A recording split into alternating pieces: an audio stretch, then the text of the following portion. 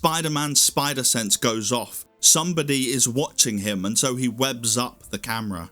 But he has no idea if he's revealed his identity, doesn't know if anyone was watching through that camera, and he can't take any chances.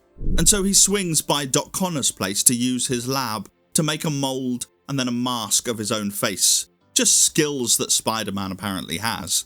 We're reading every Spider-Man ever, and this is Amazing Spider-Man issue 106, Squash Goes the Spider. Meanwhile and elsewhere, Professor Smythe has gathered the top 4 gang leaders of New York to sell them on his camera system that he invented for and then stole from the New York police. He shows the gang leaders how he can see across the whole city, perfect for heists and getaways, and then tunes back into Spider-Man, who is unmasked on a rooftop. But Spider-Man turns to the camera and removes his face, revealing that it wasn't his real face at all, but a mask. With Spider-Man essentially laughing at them, the gang leaders want him dealt with before they'll talk business.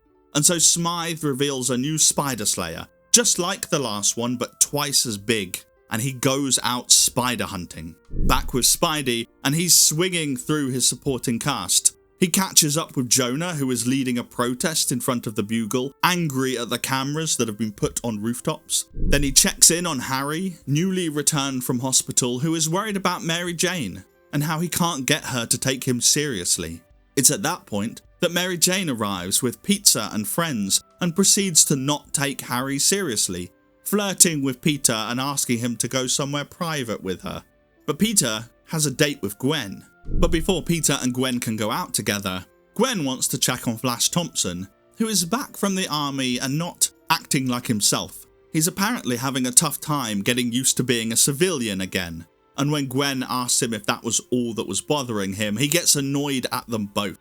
And so Peter's date with Gwen is spent talking about Flash and what's wrong with him as they walk and watch a film in the cinema and have dinner at a cafe. And Peter's feeling jealous of Flash as he walks Gwen home, until he learns that Gwen is just upset that a friend is unhappy, and that she'd feel the same for any of her friends. And now Peter loves her even more, for her soul, and the two end the date with a kiss. Then, after leaving Gwen at her home, Peter's Spider-Man again, and finds himself spotted by a camera and then trapped in a giant web, and gassed with an ethyl chloride type gas that can weaken a spider. A Spider Slayer bears down on him, bigger and stronger than last time, but Spider-Man is confident. He's beaten lots of Spider Slayers before, and they'll always be guided by remote control from a safe distance away. Spider-Man is live and on the scene, except that he learns that this Spider Slayer is big enough to be piloted by Smythe himself. Thanks for watching and joining me on this journey to read every Spider-Man ever.